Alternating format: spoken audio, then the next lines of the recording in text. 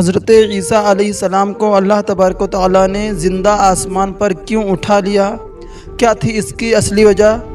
اس واقعے میں چھپا ہے ایک ایسا بڑا راز، حضرت مریم کی ایک عظیم قربانی، ایک سچا واقعہ جو آپ کو سوچنے پر مجبور کر دے گا۔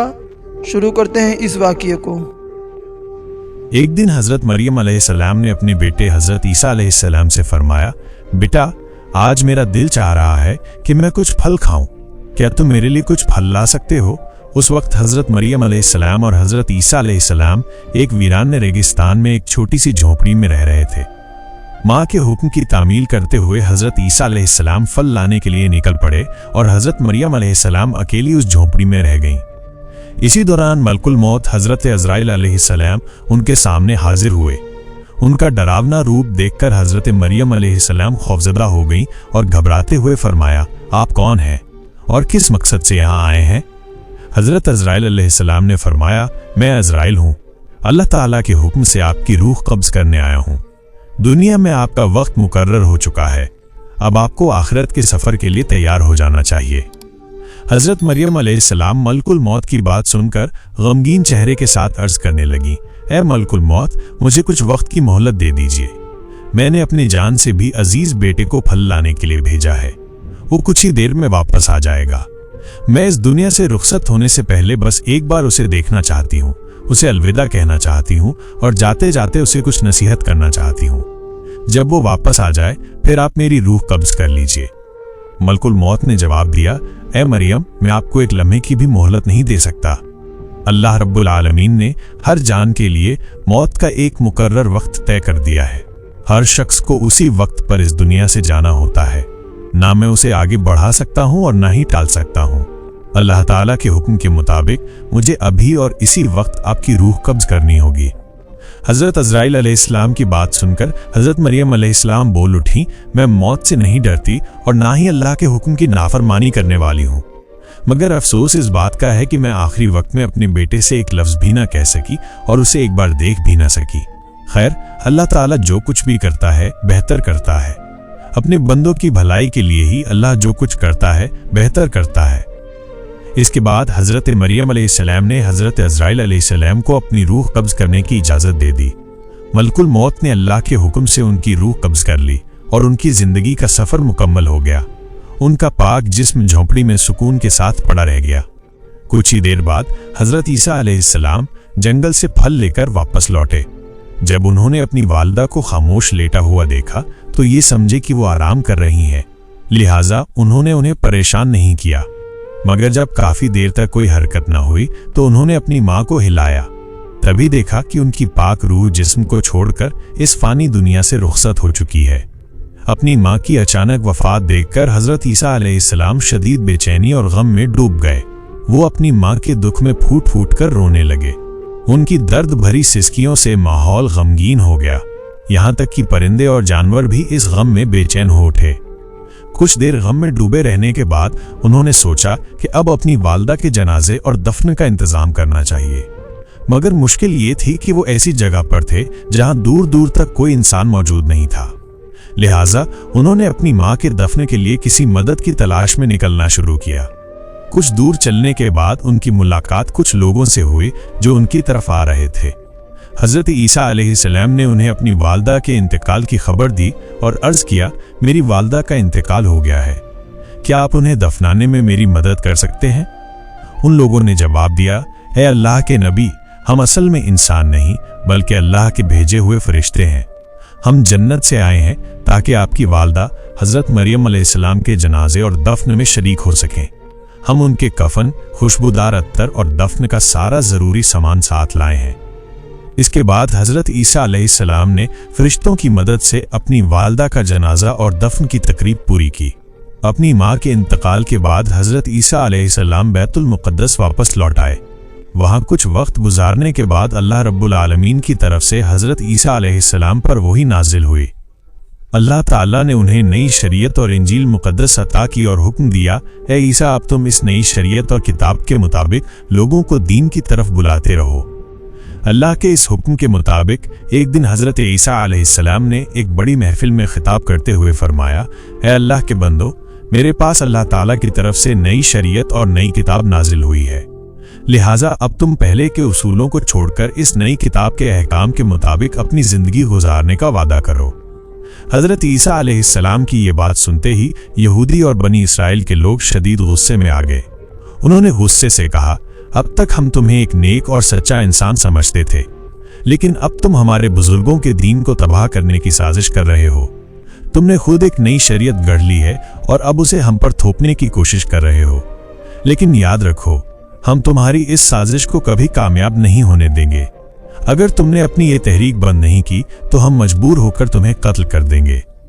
حضرت عیسیٰ علیہ السلام نے ان کے الزامات اور دھمکی کا جواب دیتے ہوئے فرمایا، تم لوگ مجھے قتل کی دھمکی دے رہے ہو، یہ میرے لیے کوئی معنی نہیں رکھتا۔ میں اللہ کا ایک نبی ہوں اور نبی ہونے کے ناطے میری ذمہ داری ہے کہ میں لوگوں کو حق کے راستے کی طرف بلاؤں۔ یہ اللہ تعالیٰ کا حکم ہے کہ میں تمہیں سچے دین کی دعوت دوں۔ میں تمہیں تہہ دل سے اس دین کو قبول کرنے کی دعوت دیتا ہوں، ورنہ یاد رکھو، اگر تم حق سے منہ موڑتے ہو تو تم پر بھی وہی عذاب نازل ہوگا جو اس سے پہلے کی گنہگار قوموں پر آ چکا ہے۔ جیسے ہی نبی کی نئی شریعت کی بات پھیلی، بنی اسرائیل میں مختلف طرح کی بحثیں اور بات چیت شروع ہو گئی۔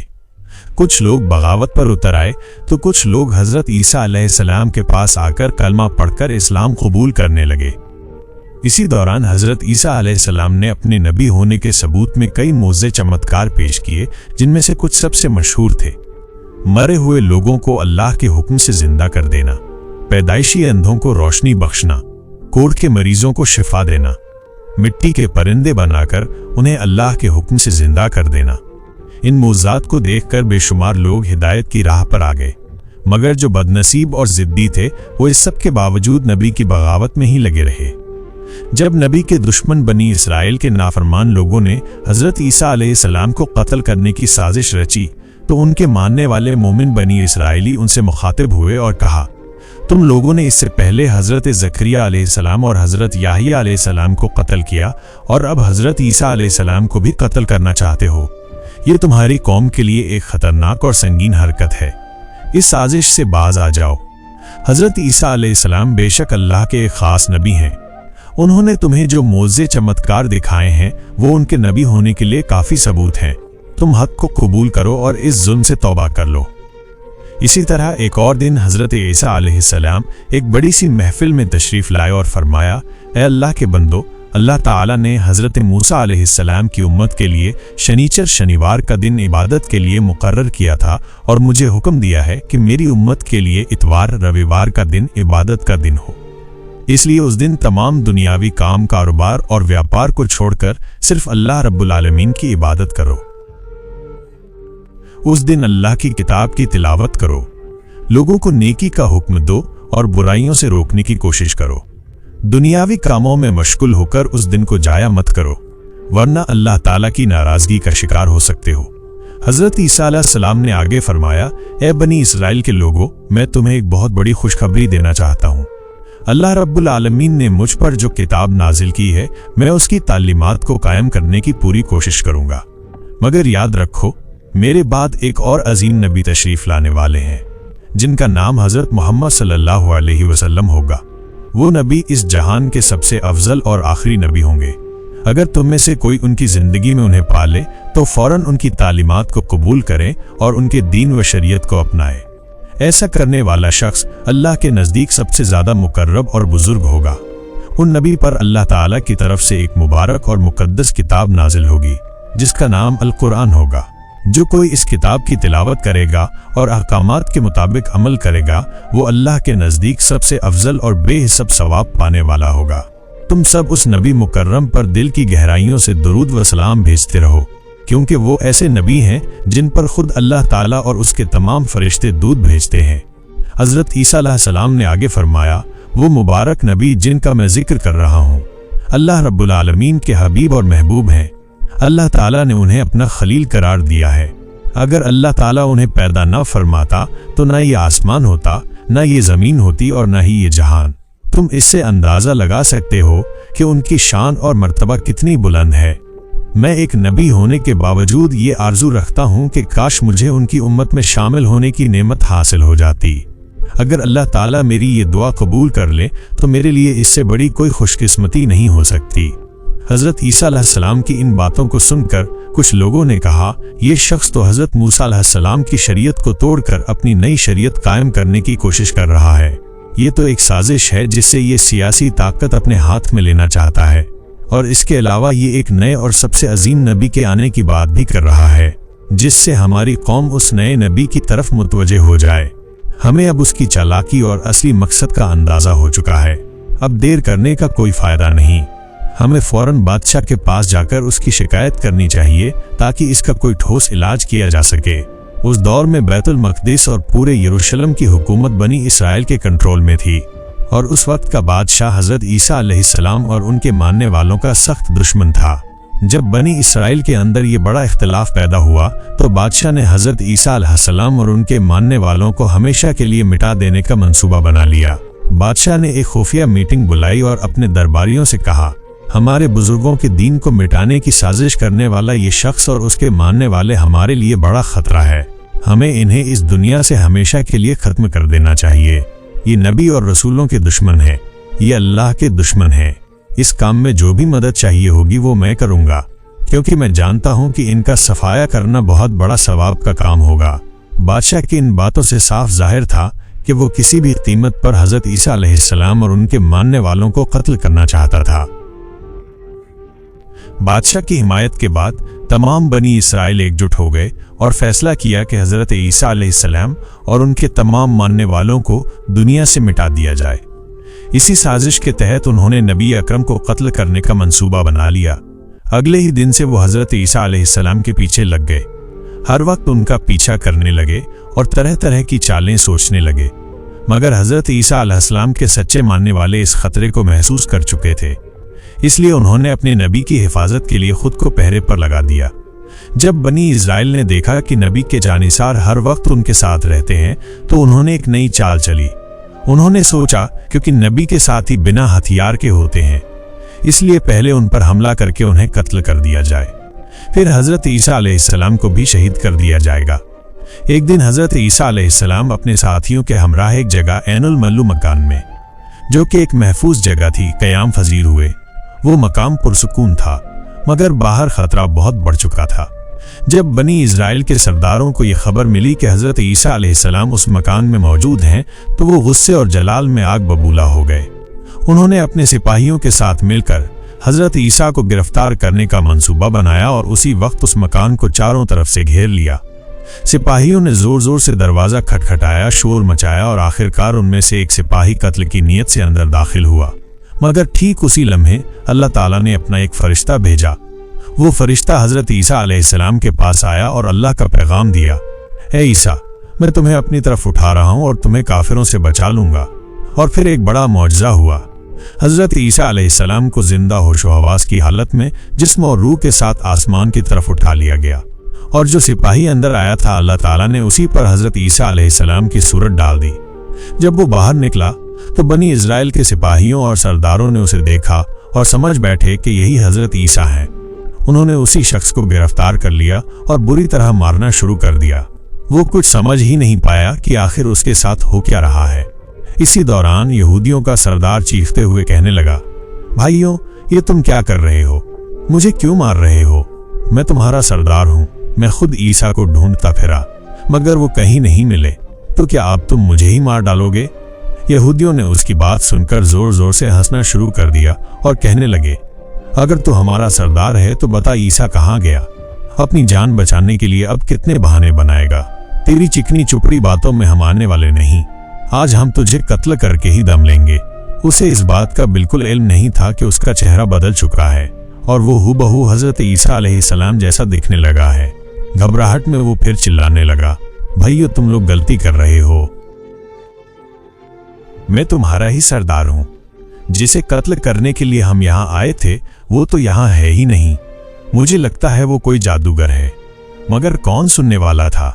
یہودیوں نے اپنے ہی سردار کو پیٹ پیٹ کر بے ہوشی کی کگار تک پہنچا دیا۔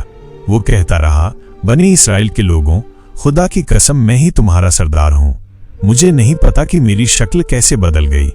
अगर तुम्हें मैं हज़रत ईसा जैसा नज़र आ रहा हूँ तो यकीनन ये अल्लाह रब्बुल आलमीन की कुदरत है।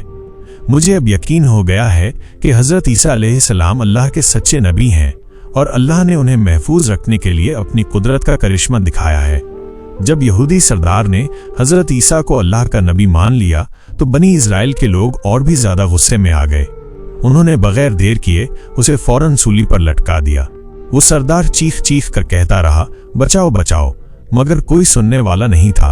आखिरकार उन्होंने उसे सूली पर चढ़ाकर उसकी जान ले ली। इस मंजर को देखने के लिए वहां भारी भीड़ जमा हो गई थी। जब सरदार की मौत हुई तो लोगों में बहस छिड़ गई। कुछ कहने लगे ये हज़रत ईसा नहीं थे बल्कि हमारे सरदार थे, तो कुछ बोले नहीं, हमने तो खुद हज़रत ईसा को कत्ल किया है। यहूदी आपस में लड़ने लगे, तलवारें निकल आईं और उनमें बड़ा फसाद शुरू हो गया। अधिकतर लोग हैरान परेशान हो गए क्योंकि उन्हें समझ नहीं आ रहा था कि हकीकत आखिर है क्या। ये सब कुछ अल्लाह रब्बुल आलमीन की कुदरत का करिश्मा था। इन्हीं हालात को देखकर हज़रत ईसा अलैहिस्सलाम की गैर मौजूदगी में बहुत से लोगों ने उन पर ईमान ले आया। उन्होंने कलमा पढ़ा और हज़रत ईसा अलैहिस्सलाम की शरीयत के मुताबिक ज़िंदगी गुजारने का अहद कर लिया। मगर अब सवाल ये था, हज़रत ईसा अलैहिस्सलाम कहाँ हैं? इस सवाल ने सबको परेशान कर दिया। लोग उन्हें ढूंढते हुए इधर उधर भटकने लगे। कुछ लोग उनके खुलफा के पास पहुंचे और असलियत जानना चाहा। खुलफा ने बताया, अल्लाह रब्बुल आलमीन ने अपने नबी को इज्जत के साथ चौथे आसमान पर उठा लिया है। हदीस शरीफ में बयान किया गया है कि क़यामत से पहले एक ताकतवर काफिर आएगा जिसका नाम दज्जाल होगा। जब दज्जाल का फितना अपने आखिरी मकाम पर पहुंचेगा तब अल्लाह रब्बुल आलमीन हज़रत ईसा अलैहिस्सलाम को दोबारा इस दुनिया में भेजेंगे, मगर इस बार वो हज़रत मोहम्मद सल्लल्लाहु अलैहि वसल्लम के उम्मती बनकर आएंगे। हज़रत ईसा अलैहिस्सलाम के आने के बाद वो दज्जाल को कत्ल करेंगे और मुसलमानों के साथ मिलकर एक इस्लामी निज़ाम कायम करेंगे। इस बार दुनिया में अदल और इंसाफ का दौर आएगा। हदीस शरीफ में ये भी बताया गया है कि हज़रत ईसा अलैहिस्सलाम इस दुनिया में दोबारा तशरीफ लाने के बाद 40 साल तक जिंदा रहेंगे। इस दौरान वो अदल, अमन और इंसाफ का निज़ाम कायम करेंगे। फिर जब उनका इंतकाल होगा तो उन्हें रसूलुल्लाह सल्लल्लाहु अलैहि वसल्लम के रोज़ा मुबारक के पास दफन किया जाएगा। अल्लाह रब्बुल आलमीन हम सबको हज़रत ईसा अलैहिस्सलाम के इस अहम वाक़ये से इबरत हासिल करने और अपनी ज़िंदगी में नेक अमल करने की तौफीक अता फरमाए। तो दोस्तों, ये था हमारा आज का वाक़या। अगर ये वाक़या आपको पसंद आया तो प्लीज़ हमारे चैनल महफिल वाइज को सब्सक्राइब ज़रूर करें और बेल आइकन को दबाना ना भूलें।